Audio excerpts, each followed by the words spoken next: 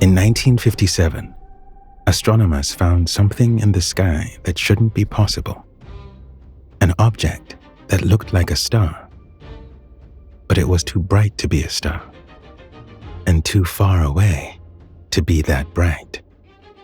So luminous, it was visible across most of the observable universe. They catalogued it simply, Ton 618, Tonantzintla object number 618, one entry in a photographic sky survey, a dot on a plate. Strange, but unexplained. It took decades to understand what they'd found. It's a quasar, one of the brightest objects in the universe, powered by a black hole at the center of a distant galaxy. Not just any black hole. A black hole with a mass of 66 billion times the Sun. An event horizon so large, you could fit our entire solar system inside it. 40 times over. One of the largest black holes ever discovered. Tonight, we're visiting a monster. An object so massive, so distant, so impossibly bright, that it challenges everything we thought we knew about how black holes grow. The light we see left Ton 618 when the universe was only 3 billion years old. We're watching ancient history, and what's happening there now, right now, in this moment, we won't know for 10 billion years. Let's begin.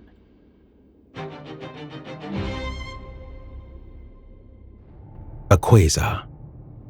The name is short for quasi-stellar radio source, something that looks like a star, but isn't a star at all. What it actually is? A supermassive black hole, actively feeding. Picture this. At the center of a galaxy, a black hole pulls in everything around it. Gas, dust, stars that drift too close. The material doesn't fall straight in. It spirals, forming a massive disk around the black hole. An accretion disk.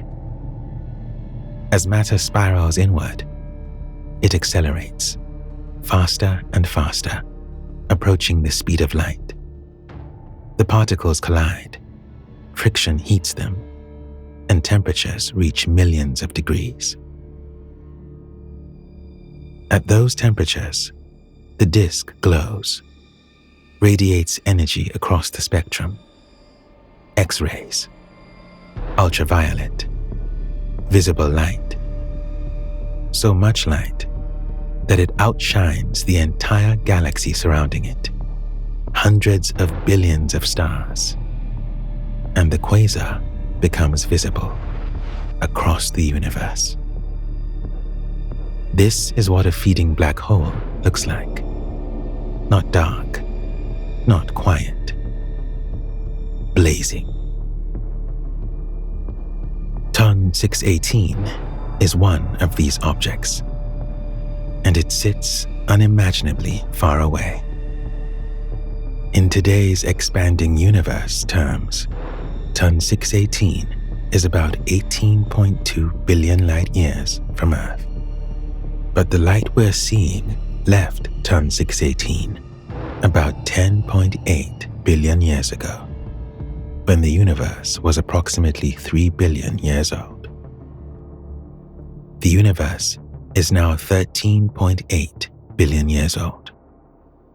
We're looking back across more than 10 billion years of cosmic history.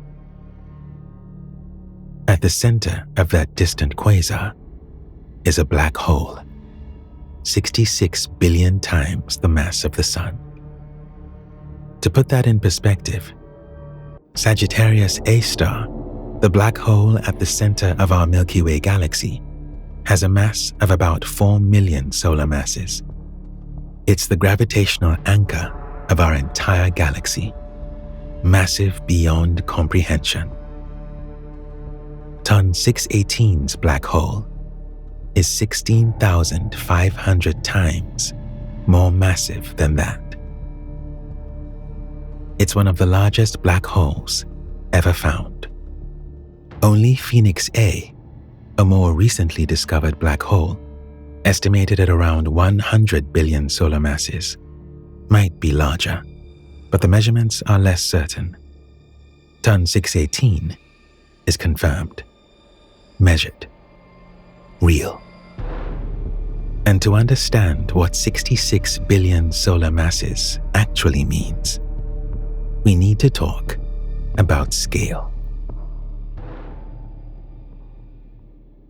Every black hole has a boundary called an event horizon, the point of no return.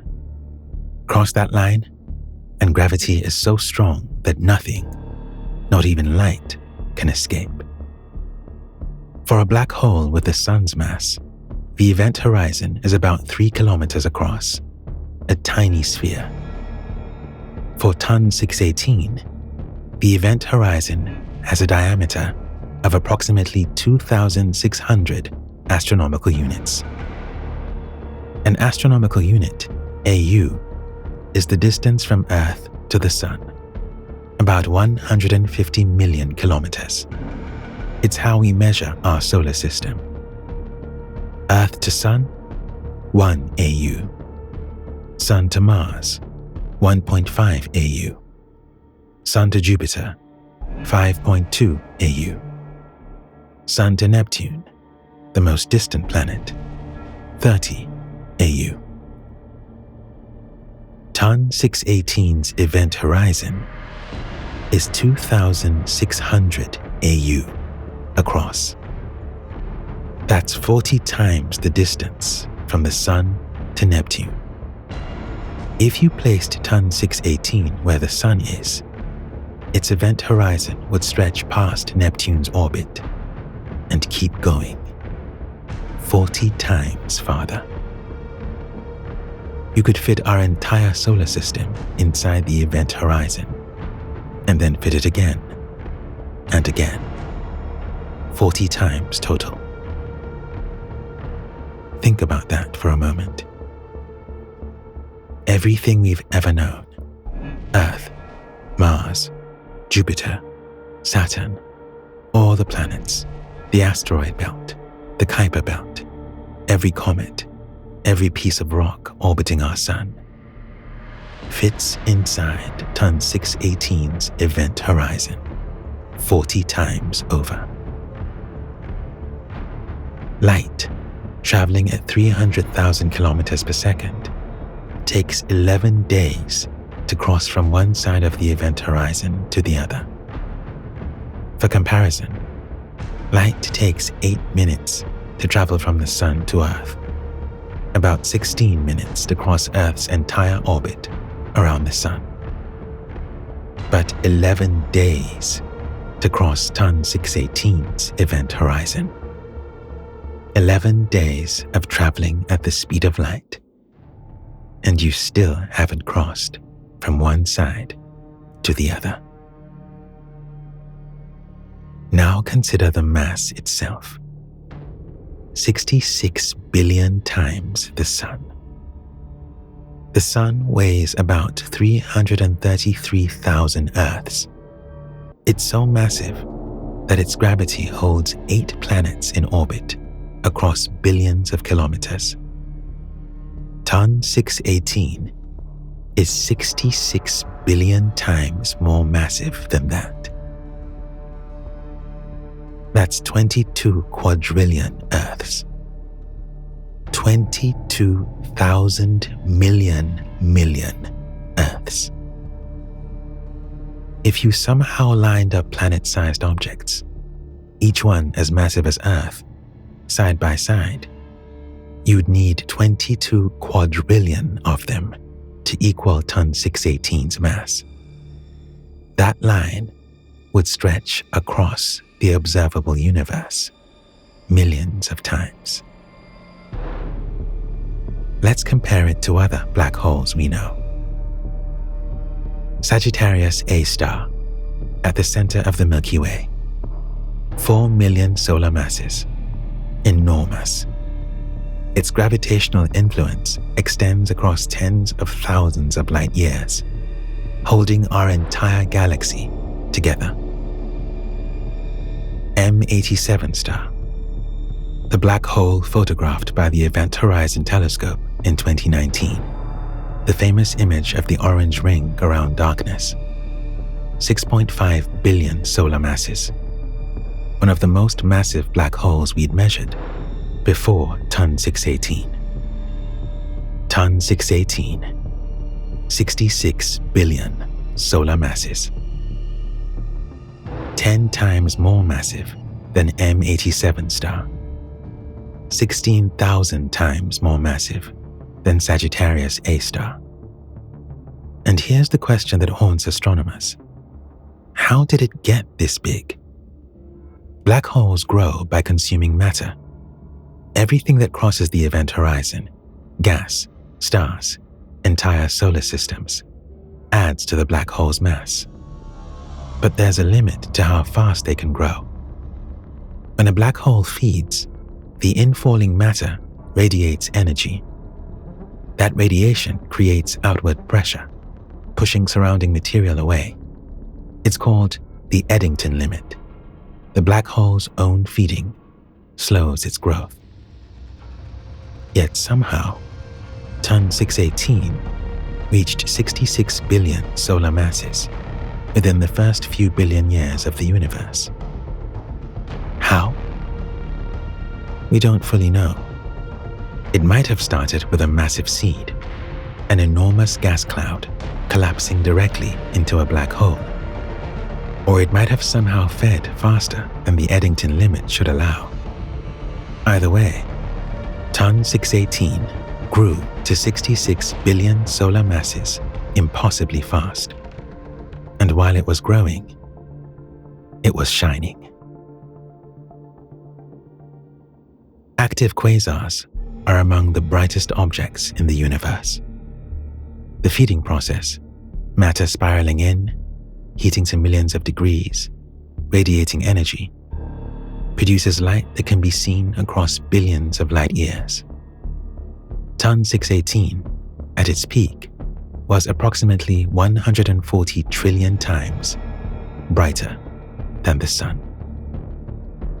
140 trillion. The Sun is bright enough to light our entire solar system, to provide all the energy for life on Earth, to be visible from Pluto, billions of kilometers away. Ton 618 was 140 trillion times brighter than that. Imagine standing on a planet orbiting a star in that distant galaxy, looking toward the center. The light from the quasar, from Ton 618, would be so intense it would outshine everything. Every star in the sky, combined, wouldn't come close to the brightness of that central point. The quasar was brighter than the entire galaxy. Hundreds of billions of stars, and the quasar at the center was brighter than all of them. And even though that light has been traveling for more than 10 billion years, we can still detect it with our telescopes. But here's the thing we need to understand. The light we're seeing left Ton 618 about 10.8 billion years ago. It's been traveling through space ever since. Through the expanding universe, past forming galaxies, past stars being born and dying. For more than 10 billion years, that light has been traveling toward us. What we're seeing is not Ton 618 as it is now. We're seeing it as it was when the universe was 3 billion years old. So, what is Ton 618 like today? Right now? In this present moment? We don't know. We can't know. Light from Ton 618's present day won't reach us for another 10.8 billion years. By then, the universe will be incomprehensibly older. The sun will be long dead. Earth will be gone. And only then will we see what Ton 618 looked like today. It might have gone quiet billions of years ago. Black holes eventually consume most of the gas and matter nearby. The accretion disk thins. The fuel runs out. The quasar fades. What's left is just the black hole. Silent, dark, no longer feeding. Our Sagittarius A star was probably a quasar once, billions of years ago. Now it's mostly dormant. It flares occasionally when a gas cloud drifts too close. But the era of constant feeding ended long ago. Ton 618 might be like that now. A 66 billion solar mass giant sitting silently in the dark. Or it might still be shining, still feeding, still blazing across the cosmos. We won't know for billions of years. We're separated not just by distance, but by time. A more than 10 billion year gulf we can never cross. All we can see is the past. Ancient light from a younger, more violent universe. Ton 618 tells us something profound about the early universe. When we observe it, when we see that ancient light, we're seeing the universe at approximately 3 billion years old. And already, the black hole had reached 66 billion solar masses. This is faster than our theories predict.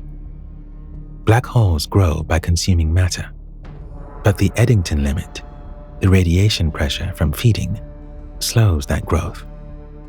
Even under ideal conditions, there's a maximum rate at which a black hole can accumulate mass. Yet Ton 618 reached 66 billion solar masses in roughly 3 billion years.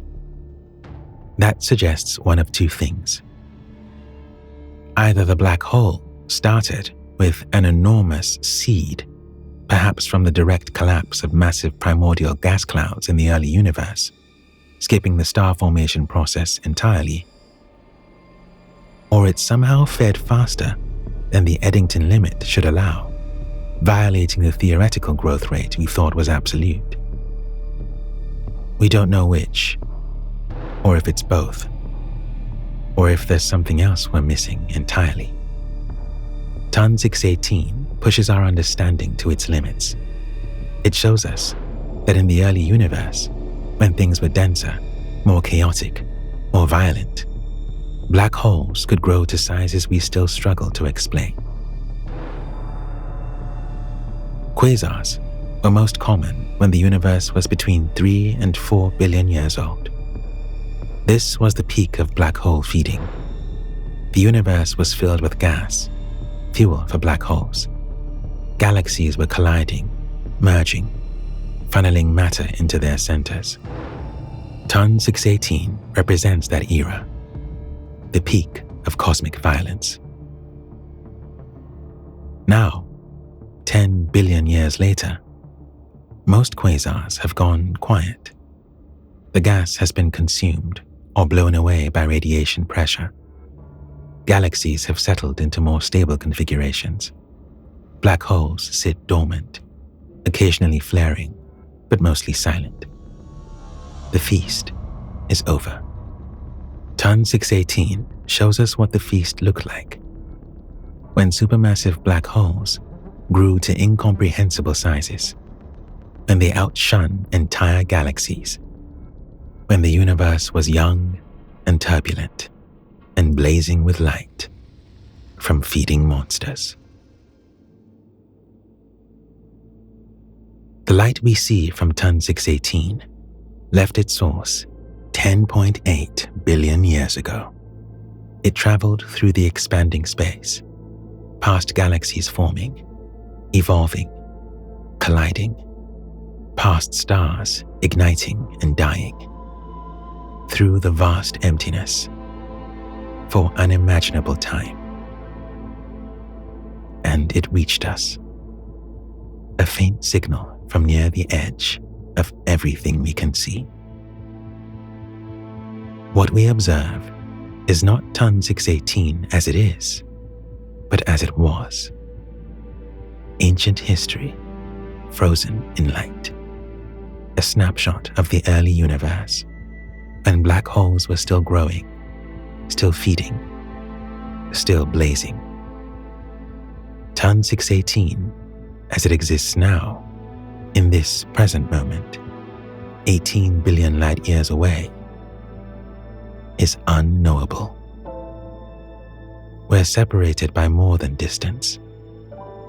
We're separated by time itself, by billions of years between what was and what is. The monster might be quiet now. The feeding might have stopped long ago. The accretion disk might have thinned to nothing. The light might have faded, and all that remains is a 66 billion solar mass black hole sitting silently in the darkness. Or it might still shine, still feed, still grow. We can't know.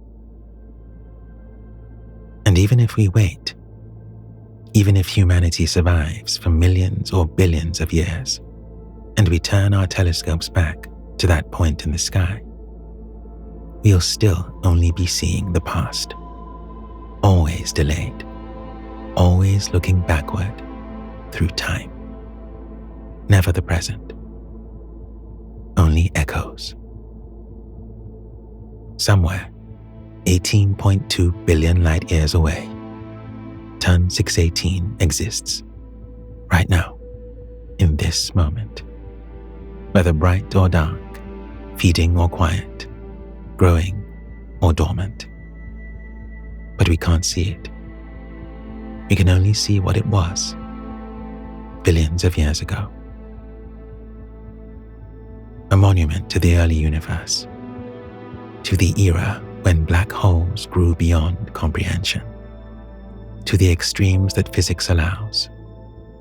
One of the largest black holes we've ever found. And all we have is its ancient light, traveling across the cosmos, carrying a story from when the universe was young. A story we'll never fully know the ending to, because by the time we could see Ton 618 as it is today, it will already be something else, and we'll still be watching the past. Always the past. The light continues its journey from the edge of everything, carrying its message across billions of years. And we watch and wonder what's happening there now, knowing we'll never see it.